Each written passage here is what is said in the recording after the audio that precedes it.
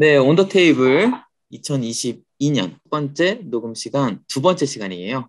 그래서 우리가 오늘은 어떤 주제를 다룰 거냐? 지금까지는 우리가 건축의 좀 거시적인 부분을 많이 다뤘던 것 같아. 근데 오늘은 좀 건축의 내밀한 부분, 디테일에 대해서 좀 알아보려고 해요. 디테일 하면은 뭐가 떠올라? 일단 잔디 아빠부터. 디테일 말 그대로는 상세. 우리 그치? 건축에서 얘기하는 거는 물론 시공상세라고 정리하면 되지 않을까? 우리가 음, 하는 디자인이 디자인으로 설계도만으로 끝나는 게 아니라 실제로 만들어져야 되는 거잖아. 그치. 그러기 위해서는 이게 어떻게 구축이 되는지를 그 방법을 자세히 풀어놓은 설명서 내지는 도면 그거를 뜻하기 때문에 내 생각에는 시공상세로 음, 건축에서는 보면 될 것 같아. 아주 정확한 정답인 것 같아. 외노자는? 네. 저는 오빠가 정답을 얘기했으니까 제 그러니까 나름대로 정답 아닌 해봤죠, 거 이제. 얘기해줘. 뭐, 디테일하면 저는 일단 악마는 디테일에 있다, 뭐, 이런 거 떠오르고. 어, 디테일이 좋은 건축은 저는 얼마나 많이 감춰서 얼마나 깔끔하게 딱 떨어지게 하는가. 이런 거 저는 조금 생각을 나고요. 그래서 음, 항상 말을 하는 게 우리는 디테일을 배워야 하고, 디테일 좋은 건축물을 만들어야 되고, 근데 그것은 곧 돈이 많이 든다. 네, 이런 얘기. 그렇구만. 연호자가 방금 얘기한 어떻게 하면 감추고 깔끔하게 떨어질까가 한국에서 대부분의 일반인들이나 건축가들이 생각하는 디테일의 뭐 어떻게 보면 목표라고 해야 되나? 그렇게 음, 많이 인식이 되고 있는 것 같아요. 단순히 뭐 이야기했을 때 잔디 아빠 화면에서 보이는 뒤쪽에 저 천장에 있는 몰딩 검정색 보이는데 저거를 어떻게 감출까? 이게 이제 네. 디테일의 시작 아닌가라는 생각이 드는데 내가 생각하는 디테일은 방금 잔디 아빠가 이야기한 거랑 되게 비슷한데 쉽게 이야기하면 그거 같아. 건담을 조립하는데 건담 어떻게 만들지? 그러면 우리가 설명서를 보고 레고를 만드는데 레고 어떻게 만들지? 그럼 설명서를 보는데 그 설명서가 건축에서는 디테일 도면 아닌가라는 생각이 들어. 그러니까 건축이라는 게 우리가 건축가로서 어찌됐든 도면을 그리지만 실제로 만드는 사람들은 시공자인데 시공자들이 우리가 그려준 도면을 어떻게 만들까? 그 설명서를 자세하게 보여주는 하나의 그림이 디테일 도면 아닌가라는 생각이 들고 이제 거기에 플러스 방금 외노자가 이야기한 그런 부분이 나는 내가 생각하는 진짜 마스터의 길, 네. 디테일을 통해 가지고 어떻게 숨기고 깨끗하게 만들고 더 퀄리티 좋게 아니면 더 오랫동안 사용할 수 있도록 건물을 네. 그 유지 보수를 하는 방법을 만들어 주느냐 그게 이제 디테일에서 나오는 부분 아닌가라는 생각이 들어서 좀 더 이렇게 전문적으로 가면 갈수록 디테일을 모르면 사실 업계에서 살아남기 힘들다라는 생각이 드는 음, 부분이라서 이 부분은 내가 이 디테일 1이라고 적어놨는데 앞으로 계속 시리즈로 하고 싶은 음, 부분이라서 1로 적어놨어. 왜냐면 우리가 오늘 음, 다루는 건물들이 각자 있겠지만 앞으로는 뭐 자기가 직접 그려본 디테일 도면을 가져올 수도 있고 아니면 다른 건물들 갖고 와가지고 디테일을 보면서 아, 이 사람들은 이렇게 하는구나. 이런 부분은 이렇게 음. 감추네. 이런 이야기를 지속적으로 나눠봤으면 하는 생각을 해서 이번 주제를 좀 잡아봤네. 난 재밌을 것 같아. 그러면 첫 번째로 이야기를 좀 해볼게. 내가 가져온 디테일 건물은 이 건물이야. 디올. 오모테산도에 있는 디올 건물을 좀 가져왔어. 오모테산도는 이제 도쿄의 상업길이고 이 오모테산도를 바라봤을 때 이런 길이거든. 이 길 이름이 오모테산도야. 네. 상업지구로 보는데 하라주쿠 바로 옆에 있고 이 오모테산도는 솔직히 건축을 하는 사람들, 건축을 하는 친구들한테는 더없이 좋은 공부 장소라고 할 수 있어. 왜냐면 여기에 시작하는 부분에는 도쿄 스토어라고 해서 히로시 나카무라라는 쿠마겐코 출신의 쿠마겐코에 이어서 지금 일본에서 되게 잘 날리는 젊은 건축가 중에 한 명이고 젊은 건축가라고 해도 한 40대 중반? 그리고 이제 음, 그 맞은편에는 도요이도 출신의 히라타 만들고 있는 게 하나 있고 좀 더 음, 들어가면은 이제 자르라고 MVRDB가 만든 곳이 있고 그 옆에는 내가 오늘 소개할 디올 이거는 이제 사나가 디자인을 했고 그 맞은편에는 오모테선도 힐즈라고 해서 안도 타다오가 설계를 했고 그 근처에 가면은 그 리모아 건물이 있는데 그거는 쿠로카와 키쇼 메타볼리즘의 그 한 축을 담당했던 분이고 그 근처에 바로 옆에는 OMA의 코치 건물이 있고 그 음, 맞은편에는 쿠마겐코의 오모테산도 원이라는 건물이 있고 거기서 좀 더 걸어가면 이제 헤르조그 드무르니 한 프라다와 미유미유 그리고 이제 음, 거기서 조금 더 뭐 오른쪽으로 가면은 뭐 후미히코 마키의 스파이럴 라든지 이런 식으로 그냥 우리가 이야기만 해도 굵직굵직한 내노라 하는 그 스타 아키텍트들이 건물을 지어놨기 때문에 이 오모테산도는 건축을 좋아하는 사람들뿐만 아니라 다양한 사람들이 와서 즐기는 거리지. 근데 이렇게 내가 많은 건물들을 이야기를 했는데도 불구하고 솔직히 이 오모테산도에서 가장 빛나는 건물을 뽑으라고 하면 나는 이 오모테산도 디올 건물이라고 생각을 해. 이 디올 건물은 솔직히 되게 단순해. 그냥 하얀색으로 빛이 나거든. 근데 이 안에는 이제 디테일이 많이 숨어져 있지. 사실 사나 건물이 다 그래. 사나의 건물을 보게 되면 얘네들이 추구하는 그 건축의 원칙 아니면은 건축의 컨셉은 그거지. 건물은 무겁잖아. 콘크리트로 짓고 돌로 짓고 땅에 박혀 있고 건물이라고 생각하는 거는 물성으로서 봤을 때 우리가 되게 무겁다라고 생각을 하는데 사나는 반대로 어떻게 하면 건물을 가볍게 만들까? 가볍게 보이게 할까지? 네. 어떤 재료를 사용하면 더 깨끗하게 보이게 할까? 그거를 끊임없이 연구하고 깨끗하게 보이기 위해서 디테일을 찾아가는 팀이라고 난 생각을 하는데 그 건물이 이 디올 건물에서 엄청나게 잘 보여졌다고 생각해. 대충 이렇게 밤에 찍은 야경의 사진은 이래. 이렇게 하얀색으로 빛이 나니까 이 건물이 빛이 안 나기가 힘들어. 만들어진 시기는 2001년부터 2004년에 만들어졌고 사실 이 건물은 사나, 세지마와 니시자와가 만들었지만 담당자가 이시가미 주냐, 지금 일본 젊은 건축을 이끌고 있는 극 사나 버전 네, 주냐 이시가미가 이 건물의 담당자였지. 건물을 일단 전체적으로 보여주면 이런 모양이야. 심플하네. 심플해. 근데 이렇게 층으로 보게 되면은 뭐 하나, 두 개, 세 개, 네 개, 다섯 개, 여섯 개, 일곱 개, 여덟 개. 그래서 한 8층으로 보이겠지만 그렇지 않아. 실제로는 4층 건물이고 이제 지하 1층에 위에는 4층 그리고 가장 위에는 이제 옥상으로 사용하는 공간이 있어. 근데 이 건물을 이제 만들 때 가장 매력적이었던 부분은 뭐였냐면 물론 지금 파사드로 보이는 이 흰색 재료 좀 이따 이제 디테일 부분에서 좀 더 자세하게 설명을 할 거지만 이 건물의 가장 큰 컨셉은 이 레이어, 층별로 나타난 지금 층수거든. 사나에서 이 부분에 대해서 엄청나게 계속 고심을 했던 것 같아. 그러니까 이게 단순하게 높이에 대한 생각은 21세기 뮤지엄, 카나자와에 있는 21세기 뮤지엄 그것을 봤을 때 그 공간의 박스의 높이를 어떻게 만들 거냐, 어떻게 설정할 거냐에 따라서 사람들이 들어갔을 때 어떤 공간감을 느낄 것이냐를 끊임없이 노력을 했던 것 같거든. 그 21세기 뮤지엄을 연면적이라든지 건폐율을 컴팩트하게 만들어야 되는 이 비싼 땅에 층 위로 쌓아 올린 건물이 지금 이 디올 건물 아닌가라는 생각을 하고 이 디올 건물의 아이디어에서 좀 더 발산된 게 뉴욕에 있는 뉴 뮤지엄 약간 하코 상자 이렇게 쌓아 올린 거 있잖아. 그거 아닌가라는 게 계속 이렇게 연결되고 있다고 난 생각을 해. 그래서 이 건물의 경우에도 그래. 1층의 높이와 2층 높이, 3층 높이 그 프로그램에 따라서 높이가 다 다르거든. 물건을 파는 부분에 대해서는 거의 한 4m 정도고 뭐 오피스 공간은 조금 더 낮게 한다든지 아니면은 그 전시 공간에서는 다시 높이를 올린다든지 그런 식으로 이제 바리에이션을 줘가지고 이 건물이 심플하게 단순하게 보이지만 엄청 다이나믹하게 보이는 효과를 줬지. 근데 이제 중요한 것은 뭐냐면 이 건물이 그럼에도 불구하고 뭐 그래도 조금 좀 보통의 건물 같은데라는 생각이 들지만 이 파사드 부분에서 나타나는 이 재료에서 또 한 번 놀라움을 줘. 뭐냐면 사실 이 당시 때 이런 재료가 되게 인기였나 봐. 약간 일본의 1980, 90년대부터 그 유리 블럭, 그 글라스 블럭의 특징은 뭐냐면 이제 겉과 속의 그 투명성은 주지만 어찌됐든 그 프라이빗을 보존해주는 역할을 하잖아. 근데 이제 프라다 건물 같은 경우도 2001년, 2000년대 초반에 지어졌는데 헤르조기 디자인한.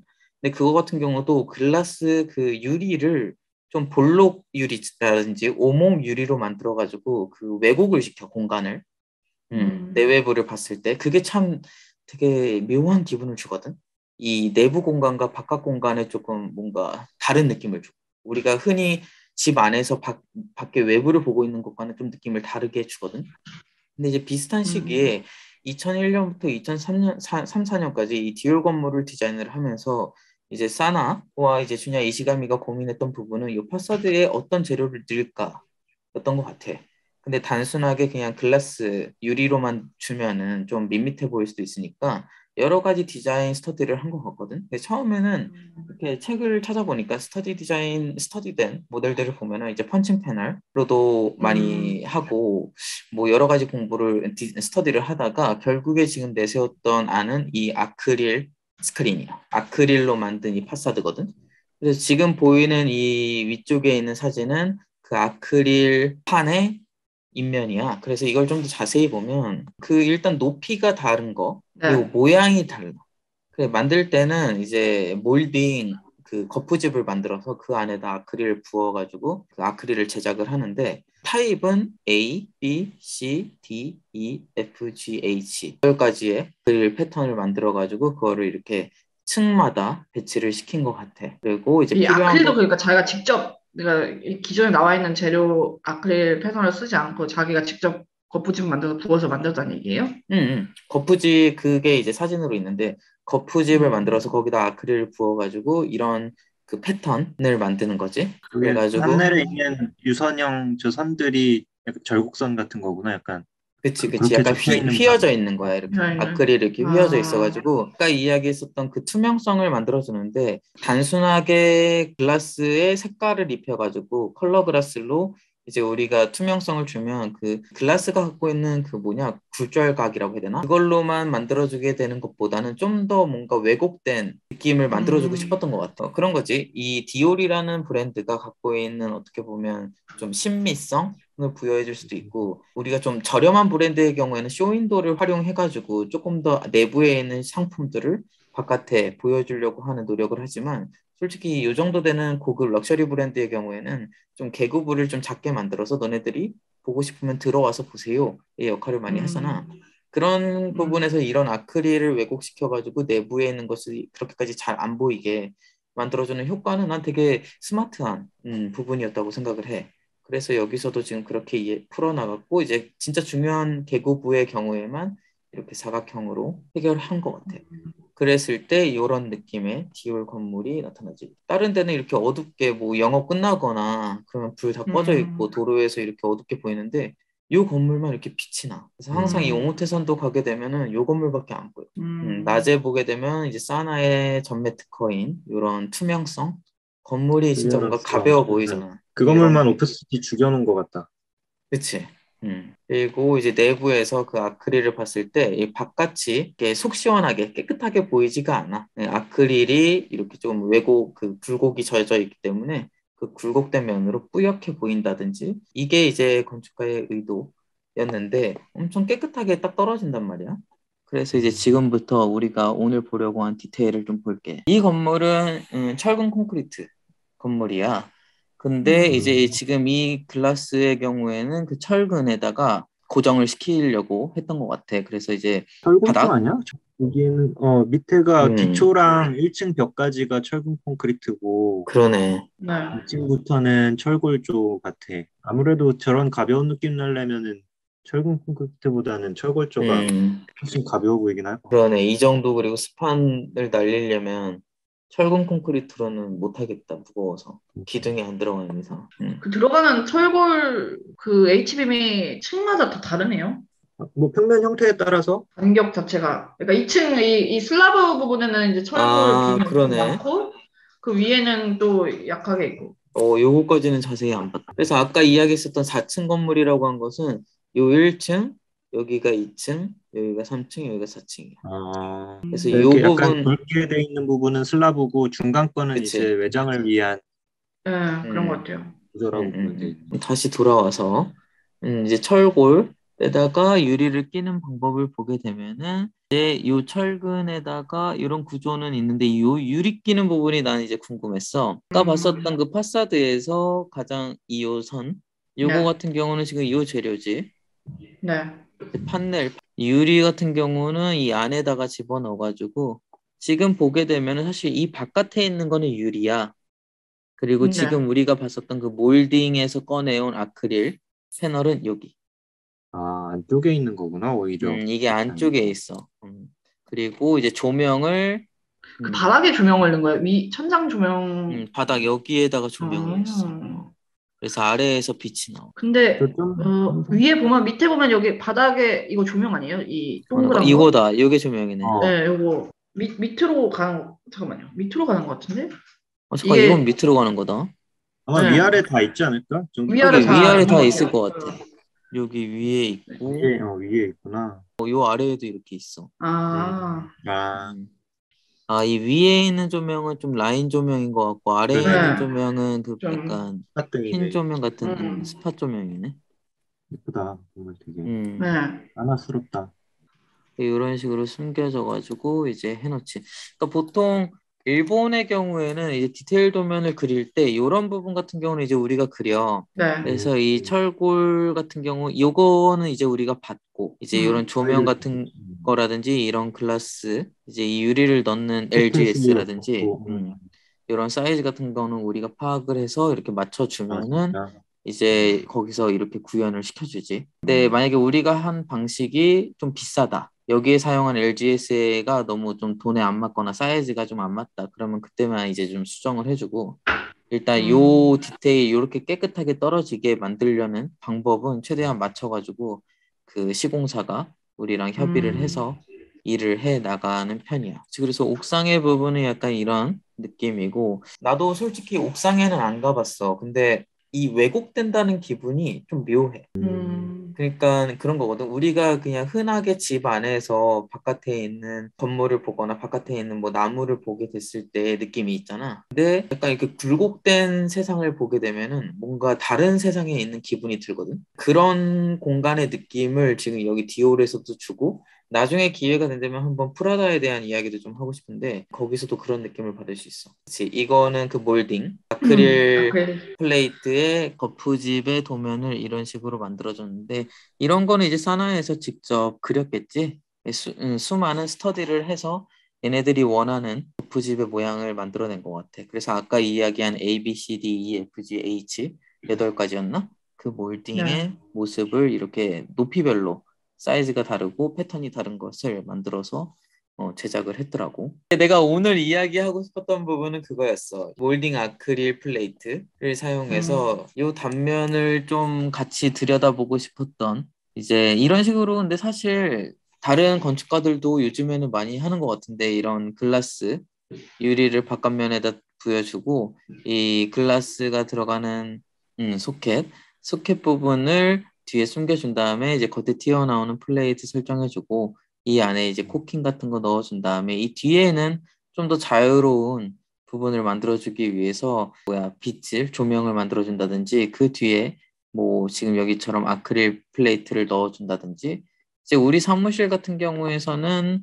했었던 프로젝트가 디테일 방식은 좀 비슷하다고 이야기할 수 있는데 이거 같은 경우도 이제 벽에 겉에는 이제 글라스로 주고 내부에는 그러네요. 사스 네. 넣어주고 위아래는 조명 넣어주고 이제 나무라든지 사스 재료로 마감을 했었던 기억이 있어. 그래서 어떻게 보면 디올의 영향이지. 디올에서 저런 식으로 하니까 저런 유리에서 나오는 반사 그리고 그 내부에 들어가 있는 다른 재료의 그 질감, 물성을 어떻게 표현할지가 그 디올 이후에도 사람들이 많이 사용하는 방법이었던 것 같아. 네, 갑자기 궁금한 게 우리나라에서 그 인테리어나 뭐 좀 외장 같은 거 좀 깔끔하게 한다는 데서 쓰는 그 스틸재 중에 검은색 철판을 구로강판이라고 하거든.